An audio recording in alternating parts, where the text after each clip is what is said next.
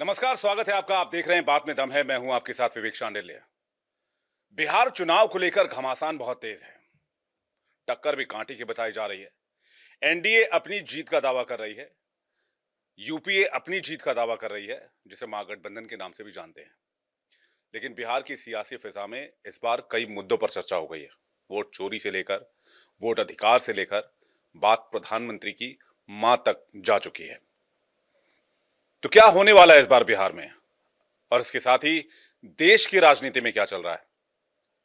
बातचीत करने के लिए हमारे साथ एक बेहद खास मेहमान मौजूद हैं। देश के जाने माने राजनेता, बिहार के बड़े राजनीतिज्ञ, पूर्व केंद्रीय मंत्री और बीजेपी के राष्ट्रीय प्रवक्ता श्री शाहनवाज हुसैन जी। शाहनवाज जी, बहुत स्वागत है आपका इंडिया टीवी जी पर। शुक्रिया। कैसे हैं आप? मैं अच्छा हूँ। बिहार की राजनीति से शुरुआत करते हैं। बिहार की राजनीति को ओवरऑल अगर आप देखें तो किस दिशा में बिहार की राजनीति को देखते हैं? कई तरह के एलिगेशन है। बिहार में एक चीज तय है, आएगा एनडीए, जीतेगा एनडीए, सरकार बनाएगा एनडीए, कोई शक नहीं है। डबल इंजन की सरकार है। नरेंद्र मोदी जी ने पिछले 11 साल में 14 लाख करोड़ रुपया बिहार को दिया है। अभी गया जी गए थे तो मोकामा के पास एक बहुत बड़ा पुल समर्पित किया गंगा जी पे। उसके बाद अभी पूर्णिया गए तो चौथा एयरपोर्ट बिहार का पूर्णिया बना, वो समर्पित किया। भागलपुर में एक बिजली घर वो बना रहे हैं, जो अडानी कंपनी बना रही है, जमीन बिहार सरकार ने दी है। उसके अलावा जो विक्रमशिला से पर एक पुल बन रहा है कटरिया, वो गंगा जी पे एक नया पुल बनेगा, पूरा नॉर्थ साउथ बिहार को जोड़ देगा। अभी अररिया गलगलिया जो रेल लाइन थी उसकी शुरुआत कर दी है। यानी जब भी जाते हैं दिल खोल के देते हैं। और नीतीश कुमार जी ने पिछले 9 महीने में तो ऐसी रफ्तार पकड़ी है कि विपक्ष को सूझ नहीं रहा है करेंगे क्या। ये कहते थे माई बहन योजना लाएंगे, ये माई बहन करते रह गए। माई बहन योजना की जगह माई की गाली पे आ गए। और नीतीश कुमार जी ने पर परिवार को एक महिला को 10,000 रुपया महीना ये देना शुरू कर दिया। 400 से 1100 रुपये पेंशन कर दिया।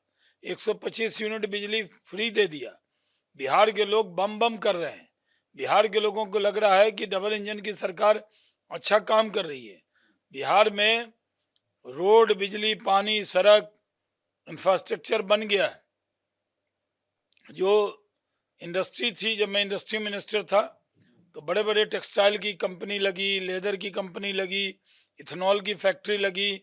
ग्रेन बेस इथेनॉल में बिहार नंबर 1 है, वो लगा। साथ में हम लोगों ने बहुत काम किया। अभी कई जो SEZ है वो मिला है बिहार को। तो अब इंडस्ट्री पे काम होना है, रोजगार पे काम होना है। पिछले बार 50 लाख रोजगार दिया नीतीश कुमार ने। अब आगे हम आएंगे तो 1 करोड़ देंगे। हमने एजेंडा बनाया है कि हमने इंफ्रास्ट्रक्चर बना लिया, अब उद्योग और रोजगार पे फोकस करना है। ये काम हम लोग कर रहे हैं। ठीक है, हमारे जो विरोधी हैं वो चुनाव आएगा तो गुटरगू करेंगे, कुछ होने वाला नहीं है। राहुल गांधी तो दिल्ली में भी बहुत हंगामा कर रहे थे, क्या मिल गया? 0 सीट मिली। बिहार में भी ये यात्रा में गए, वोट अधिकार यात्रा का, ये तो सत्ता के अधिकार की यात्रा थी। आपस में दोनों के टकराव है। राहुल गांधी को तेजस्वी यादव ने कहा कि ये PM के उम्मीदवार होंगे, लेकिन तेजस्वी यादव को राहुल गांधी ने CM का उम्मीदवार मानने से मना कर दिया। अब तेजस्वी यादव अपनी यात्रा निकाल रहे हैं।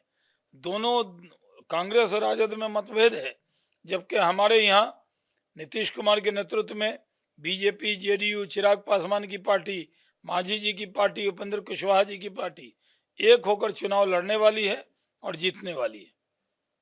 विपक्ष कहता है कि रोजगार का एक बड़ा मुद्दा है, पलायन का एक बड़ा मुद्दा है जिस पर काम नहीं हुआ है, लॉ एंड ऑर्डर का एक बड़ा मुद्दा है जिस पर बार बार नीतीश सरकार से शिकायत रहती है। क्या ये मुद्दे हैं इस बार के चुनाव में जो एंटी इनकम्बेंसी का फैक्टर बन सकते एकदम हैं? ये मुद्दा नहीं है। बिहारी जो हैं, जो टैलेंटेड होते हैं, पढ़े लिखे होते हैं, UPSC में, IIT में, IIM में, मेडिकल में, हर जगह बिहारी आते हैं। दिल्ली यूनिवर्सिटी में जाएंगे तो बड़ी तादाद में बिहार के लोग मिलेंगे।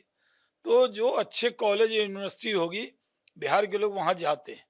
ठीक बात है। लंदन जाते हैं, सिलिकॉन वैली जाते हैं, बिहारियों को मौका मिले तो चांद पे भी जाते हैं।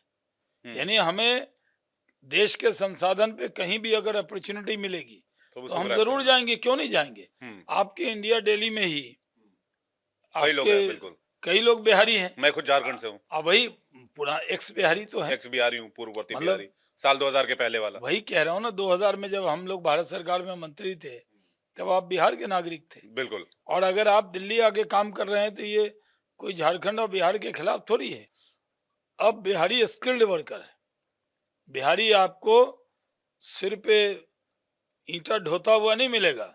बिहारी स्किल्ड वर्कर है। टेक्सटाइल में 60% जो वर्कर हैं पूरे इंडिया में वो बिहारी हैं, टैलेंटेड हैं।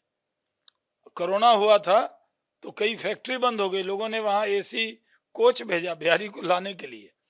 तो हमें जहाँ मौका मिलेगा, हमारे लोग, हमारे तो डीएनए में है। हम तो मॉरिशस गए, गयाना गए, सूरीनाम गए, हम लोग जाकर अब तो वहाँ के रूलर भी हो गए। बिल्कुल, मॉरिशस के हम। तो हम तो लेबर बन के गए थे, राजा बन गए वहाँ। हम लोग बिहार में, बिहार के लोग दिल्ली आए। 40% आबादी बिहार के लोगों की होगी दिल्ली के अंदर। कई एमएलए, कई मिनिस्टर बिहार के। यहीं पंकज सिंह हेल्थ मिनिस्टर बने, बिहार के हैं। पूर्वोत्तर के बहुत लोग हैं। तो ये एक फ्रेज हो गया है। जब प्रशांत किशोर आए तो उन्होंने कहा हम पलायन रोकेंगे। अब खुद ही पलायन करके चले गए थे, जाके कई जगह काम कर रहे थे। तो अगर आप नौकरी करने बिहार से बाहर जाएं तो बहुत अच्छा है। और अगर बिहार का व्यक्ति नौकरी के लिए बिहार चला गया, हाँ, मजबूरी में ना जाए। अगर बिहार में काम मिले तो तो बिहार मतलब में पलायन करे। मुद्दा नहीं है। पलायन कोई मुद्दा नहीं है, क्योंकि बिहार के लोग पूरे हिंदुस्तान को अपना राज्य समझते हैं। जहाँ पे काम मिलेगा वहाँ काम करेंगे। हाँ, बिहार में भी इंडस्ट्री लगे और बिहार में भी बाहर के लोग तो काम करने आए। औद्योगिकीकरण हुआ है बिहार का पिछले 20 सालों में नीतीश जी के राज मैं में। जब 1 साल के लिए इंडस्ट्री मिनिस्टर बना तो हमने काम करके दिखा दिया। किसी में हिम्मत है हमारे विरोधी में जो कहे कि शाहनवाज ने उद्योग मंत्री रहते हुए काम नहीं किया? हमने काम करके दिखा है। कई सीमेंट प्लांट आए, कई इथेनॉल प्लांट आए, कई टेक्सटाइल के प्लांट आए, कई फूड प्रोसेसिंग के प्लांट आए। मेगा फूड पार्क बिहार को मिला, हमने काम करके दिखाया। तो हम ये मानते हैं कि जो एक फ्रेज बन गया है कि लोग कहते हैं भाई हम चांद ला के देंगे। कहाँ से चांद ला के दोगे भाई? आज काम कौन करने वाला? डबल इंजन की सरकार चाहिए। ये तो डबल इंजन की सरकार, जो दोनों सरकार अपनी होगी तो काम डबल स्पीड से होता है। तो अगर मोदी और नीतीश कुमार जी की जो जोड़ी है वो अकाट है, कोई मुकाबले में नहीं है उसके। और हम लोग कह चुके हैं नीतीश कुमार के नेतृत्व में लड़ेंगे, जीतेंगे। मुद्दों का बड़ा घालमेल है। अभी कहते हैं कि रोजगार की भी दिक्कत है, पलायन की भी दिक्कत है, और शिक्षा की भी दिक्कत है, पैसों की भी दिक्कत है, फिर कहते हैं वोट चोरी भी होता है। तो ये देखिए, आपको लगता है दोनों चीजें कॉन्ट्राडिक्टरी हैं, या वाकई वोट चोरी के एंगल पर विपक्ष आ रहा है तो वो एलिगेशन गंभीर है? नहीं, देखिए, वोट चोरी कहीं से भी नहीं है। जब ये लोग जीत जाते हैं, जब ये जीत जाते हैं कर्नाटक में, तेलंगाना में, हिमाचल में, झारखंड में, तमिलनाडु में, वायनाड में, रायबरेली में, तब तो चुनाव होगा अच्छा हो जाता है। और जब हार जाते हैं महाराष्ट्र, हार जाते हैं हरियाणा, हार जाते हैं दिल्ली में, 0 पे आउट हो जाते हैं, तो इनको लगता है कि राहुल गांधी ब्लेम लेते लेते थक गए। कंधे पे उनके इतनी बार हार आई है कि जितना विक्रम बेताल होता है, हार आके बैठ जाता कंधे पे। तो उनको उससे छुटकारा नहीं है। तो वो सोच रहे हैं कि हम अपने कंधे का भार जो है चुनाव आयोग को दे दें। तो वो चुनाव आयोग को ब्लेम करते हैं, जो गलत है। नहीं तो कहते हैं वो परमाणु बम फोड़ेंगे इस बार, अब हाइड्रोजन बम लेकर वो आएंगे। तो कह रहे थे कि ऐसा बोलूंगा कि जलजला आ जाएगा पार्लियामेंट में। कहाँ जलजला आया? धरती हिल जाएगी। उन्होंने कहा धरती हिल जाएगी। कहाँ धरती हिल गई? अब वो कह रहे हैं कि हाइड्रोजन बम लेकर आए हैं, अपने दफ्तर में फोड़ लें, कोई असर होने वाला नहीं। वो इस तरह का माहौल बनाते हैं। उनकी जो टीम है उसका काम है ब्लेम करना, गाली बोलना। लेकिन जैसे मैंने कहा कि मुद्दों का बड़ा बिहार में घालमेल नजर आता है। एक तरफ विपक्ष मुद्दों की बात कर रहा है, तो मुद्दों पर चुनाव लड़ना ठीक नजर आता है, लेकिन उसमें प्रधानमंत्री की मदर को लेकर बात करना, उनको उनको लेकर वीडियो जारी कर देना, जिसपे हाईकोर्ट पे फटकार लगा और चुनाव आयोग और एक्स को नोटिस जारी करके कहा गया है कि जितने वीडियोज है वो हटाए जाए। तो ये हथकंडा या फिर ये पैतरा क्यों अपनाया जा रहा है? देखिए, प्रधानमंत्री के माँ को गाली कांग्रेस का झंडा लगा के, राजद का झंडा लगा के दिया गया। और इन लोगों ने की बेशर्मी देखिए। एक बार माफी नहीं मांगी, निंदा नहीं की, बल्कि उसको डिफेंड करने के लिए उसके लिए एक एआई जनरेटेड वीडियो बना के डालने का काम किया, जिसपे आज ही हाई कोर्ट ने फटकार लगाई है, कहा इसको हटाना चाहिए। तो कांग्रेस ओछी हरकत पे आ गई, कांग्रेस गाली गलौज पे आ गई है, कांग्रेस की जबान खराब हो गई है। ये वो कांग्रेस नहीं है, ये नेहरू जी, इंदिरा जी और राजीव गांधी वाली कांग्रेस नहीं है। ये राहुल गांधी की कांग्रेस है, जो गाली गलौज पे, ब्लेम पे, क्या कहते थे 19 के चुनाव में, चौकीदार चोर है। और जनता ने अपार बहुमत दिया, 303 सीटें दे दी। इस बार भी कितना कहा कि संविधान खतरे में। जिन लोगों ने संविधान का प्रेम्बल इमरजेंसी में बदल दिया, वो कहते हैं संविधान खतरे में। तो खतरे में संविधान कांग्रेस के वजह से रहा है, भारतीय जनता पार्टी की वजह से न कभी संविधान खतरे में था न रहेगा। हम लोग तो मानते हैं कि प्रधानमंत्री नरेंद्र मोदी जी बाबा साहब के विचारों के ध्वजवाहक हैं, वो उन विचारों को आगे लेकर चल रहे हैं, लेकिन पूरा प्रोपेगेंडा किया जा रहा है और प्रोपेगेंडा से ये सोचते हैं कि लोगों का दिल जीत लेंगे, वो होने वाला नहीं है। आप तो पार्लियामेंट में भी रहे, आप कैबिनेट मिनिस्टर भी रहे, आपने अटल जी के साथ भी काम किया, आपने मोदी जी के साथ भी काम किया।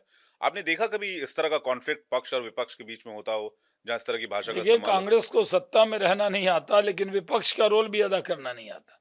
मैं 5 साल तक सत्ता में रहा हूँ, अटल जी की सरकार में मंत्री बिल्कुल। तो हूँ, मैंने वो देखा।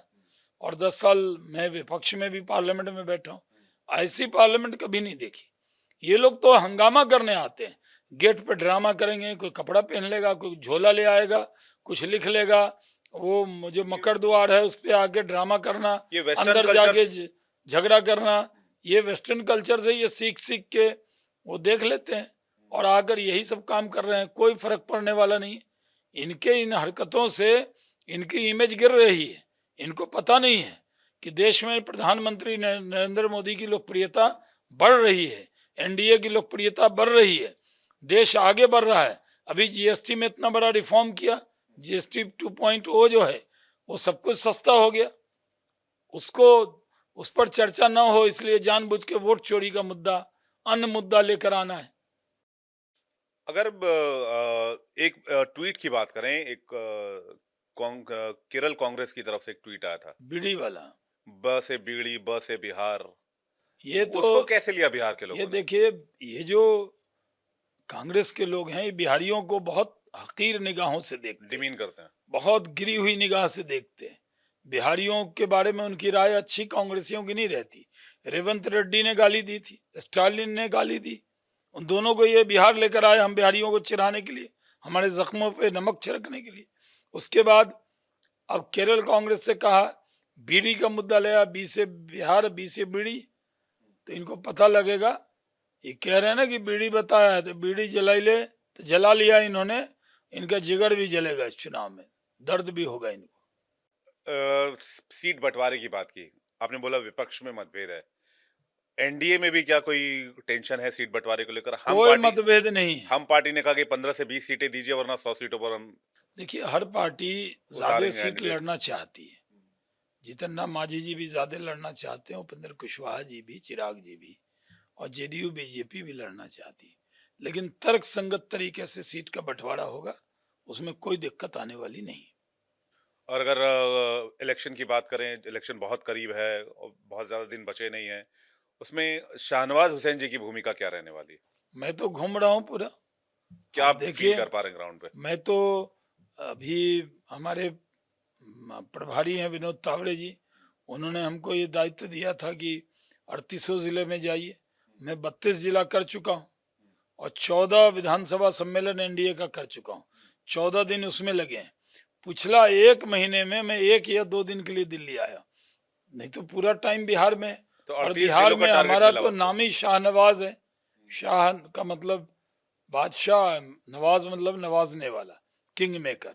तो हमारी भूमिका है सरकार बनाने की। तो हम सरकार बनाने में लगे हुए हैं कि कैसे नीतीश कुमार जी के नेतृत्व में सरकार फिर से बने, इस काम के लिए लगे हुए हैं। दिन रात मेहनत कर रहे हैं और खासकर माइनॉरिटीज के लोगों को भी भारतीय जनता पार्टी से कैसे जोड़ा जाए, इस काम सीमांचल पे में भी क्या काम कर सिचुएशन रहे है हैं। शाहनवाज जी? सीमांचल को लेकर बड़ा पार्टी भी फोकस्ड है, आपकी सीमा भूमिका बड़ी इंपॉर्टेंट रहेगी सीमांचल में। मैं क्योंकि वहां तो सीमांचल से माइनॉरिटी सांसद रहा पॉपुलेशन हूँ। है। बिल्कुल। जब मैं किशनगंज से सांसद था तो किशनगंज की 3 कॉन्स्टिट्यूंसी, अररिया की 2 कॉन्स्टिट्यूंसी जो अब 3 हो गई, और एक पूर्णिया जिले की अमौर हमारे साथ थी। हम वहाँ से जीते थे 13वीं लोकसभा में 99 में। उस इलाके को मैं बहुत प्यार करता हूँ। प्रधानमंत्री जी ने हम लोगों को एयरपोर्ट दिया है। जब मैं नागरिक उड्डयन सीमांचल से मैं पहला आदमी था जो नागरिक उड्डयन मंत्री बना, तो मेरा ड्रीम था कि पूर्णिया में एयरपोर्ट बने। तो मेरे ड्रीम को, मेरे ख्वाब को पूरा किया नरेंद्र मोदी जी ने। अब वहाँ से हवाई जहाज़ उड़ रहा है। और पिछली बार कुल हिंद मजलिस इत्तेहादुल मुस्लिमीन के सदर असदुद्दीन ओवैसी ने वहाँ मेहनत की थी। 4-5 सीटें उनको, कुछ बागियों को टिकट दिया था, वो जीत लिया था। और हमारा परफॉर्मेंस सीमांचल में मिथिलांचल जैसा नहीं था। इस बार सीमांचल की जो 24 सीटें, कटिहार, पूर्णिया, अररिया, किशनगंज, इसकी 24 की 24 सीट हम जीतने की प्लानिंग रखते हैं और उन सीटों पर भी जीत होगा। इस बार वहाँ भी अच्छा परफॉर्म करेंगे। और हम लोग तो 200 सीट पहले जीत चुके हैं, तो इस बार भी हमें 200 के से ज़्यादा सीट जीतने का टारगेट है, जीतेंगे। आप इलेक्शन में कॉन्टेस्ट करते हुए नजर आएंगे या सिर्फ मैनेजमेंट देखेंगे? किंग मेकर की भूमिका में ही रहेंगे आप? देखिए, मेरी पार्टी ने मुझे 6 बार लोकसभा लड़ाया है। मेरी पार्टी ने मुझे एमएलसी बना के बिहार में 3 साल के लिए एमएलसी और 1 सवा साल के लिए इंडस्ट्री मिनिस्टर रहा हूँ। तो मेरे बारे में जब भी कुछ तय होता है तो मेरी पार्टी तय करती है। अभी तो मेरी भूमिका बताई है कि पूरे बिहार में घूमना है, पार्टी को मजबूत करना है, पार्टी ज़्यादा से ज़्यादा सीटें जीते, इसके लिए काम करना है। अब पार्टी अगर जो कहेगी वो हम फॉलो करेंगे। उम्मीद अपने है, लग रहा है आपको, या फिर कुछ ऐसी जानकारी आपको मिली हो कि भाई किस बात की उम्मीद कि है? आप कॉन्टेस्ट करने जा रहे हैं इलेक्शन? नहीं क्योंकि सीमांचल के लोग भी चाहते होंगे, जहां से आप एमपी रहे, आप वहां से नहीं, चुनाव लड़े हैं। हमारे यहाँ हम तो भागलपुर से एमपी रहे, सीमांचल से एमपी रहे, आंध्र प्रदेश से भी रहे। हर जगह लोग तो चाहते हैं, लोग कहते हैं, लेकिन विधानसभा के चुनाव में कभी मैंने जीवन में भाग नहीं लिया है। मैं हरदम लोकसभा का चुनाव लड़ा है। तो विधानसभा के चुनाव में मेरे तरफ से कोई ऐसी प्लानिंग एजेंडा नहीं है, लेकिन हमारी पार्टी को अगर जहां मेरी ज़रूरत लगेगी तो आप तैयार तो हैं? ज़रूर पार्टी जो हुक्म करेगी, पार्टी जो कहेगी, आंख बंद करके तैयार होंगे। आप 3 दशक से ज्यादा समय हो गया जब आप पार्टी से लगातार बने रहे हैं। बहुत लंबा समय होता है, लगभग जिंदगी से आधा। 86। 3 दशक से, 3.5 दशक से ज्यादा, हाँ, मेरा अनुमान लव बिल्कुल था। 86 है। हाँ, और तो फिलहाल आपका 36 चल रहा है। तो ये मैं ये समझना चाह रहा हूँ कि आपका भरोसा इतना ज्यादा है भारतीय जनता पार्टी पर, एक मुसलमान होने के नाते। वही देश का मुसलमान, जिसमें कि मेजॉरिटी ऑफ मुसलमान, वो बीजेपी से कनेक्ट क्यों नहीं कर पाता? और यही चैलेंज अभी है आपके सामने बिहार में, जो एंटिसिपेट किया जा रहा है नहीं, नेशनल मीडिया देखिए, में। इतनी गलतफहमी पैदा की जाती है। भारत के मुसलमानों के लिए भारत से अच्छा देश, हिंदू से अच्छा दोस्त और मोदी से अच्छा नेता नहीं मिलेगा। जितनी पॉलिसी बनाई है सब के लिए बनाई है, सबका साथ, सबका विकास, सबका विश्वास, किसी को छोड़कर नहीं चले। अगर अनाज दे रहे हैं तो सबको दे रहे हैं, आयुष्मान कार्ड दे रहे हैं तो सबको दे रहे हैं, अगर 125 यूनिट बिजली फ्री की तो सबके लिए की, अगर 10,000 पर परिवार एक महिला को दे रहे हैं तो सबके लिए दे रहे हैं। इतना हम लोग काम कर रहे हैं, लेकिन हमारे बारे में गलतफहमी पैदा की जाती है। कहा जाता है बीजेपी मुस्लिम विरोधी है। हमारे कुछ नेताओं का बयान जरूर आ जाता होगा मुसलमान के खिलाफ, कुछ नेता हैं, लेकिन मोदी जी, अमित शाह जी, नड्डा जी या पार्लियामेंट्री बोर्ड के सदस्य, हमारे मुख्यमंत्री कभी मुसलमान को टारगेट नहीं करते। जो मुल्क से मोहब्बत करेगा उसके खिलाफ भारतीय जनता पार्टी नहीं है। तो फिर विपक्ष क्यों कहता है कि आप लोगों ने एसआईआर, मतलब चुनाव आयोग ने जो एसआईआर करवाया है, वो विपक्ष के लिए करवाया, या फिर मुसलमानों के लिए करवाया है, या फिर घुसपैठियों का नाम मुसलमानों से जोड़ा जा रहा है? देखिए, घुसपैठिया और मुसलमान अलग अलग हैं। इस देश का बंटवारा धर्म के नाम पे हुआ। जो लोग बांग्लादेश पाकिस्तान चले गए, ईस्ट और वेस्ट पाकिस्तान, वो चले गए। जो हिंदुस्तान में रह गए वो हमारे हिंदू मुस्लिम तो बहुत गरीब है। गरीबी रेखा देखिए, 80 करोड़ लोगों को अनाज देना पड़ रहा है। तो अगर हम उनकी चिंता करेंगे या बांग्लादेशी की करेंगे, जो बांग्लादेशी आया है वो अपने मुल्क में रहे, लेकिन वो हमारे यहाँ आ जाएगा, ममता जी का वोट बैंक बन जाएगा, लालू जी, कांग्रेस जी का वोट बैंक बन जाएगा, तो उनका वोट बैंक बने, हम तो उसको स्वीकार नहीं कर सकते। प्रधानमंत्री जी ने पूर्णिया की रैली में कहा है कि घुसपैठिया को भगा के रहेंगे, ये मोदी की गारंटी। बिल्कुल और बिल्कुल। हमारे देश में बांग्लादेशी आ जाएगा तो हम उसको भेजेंगे या नहीं भेजेंगे? हम लोगों ने चुपचाप बहुत से बांग्लादेशी को भेज भी दिया है, बिना हल्ला के भी जा रहा है, चुपचाप कमल छाप। चुपचाप काम हो रहा है। जो लोग कहते हैं ना, चुपचाप कमल छाप। पहले कहते थे, बिल्कुल, अभी भी कहते कहीं हैं, हम लोग इलेक्शंस जाते वगैरह में थे कहते हैं।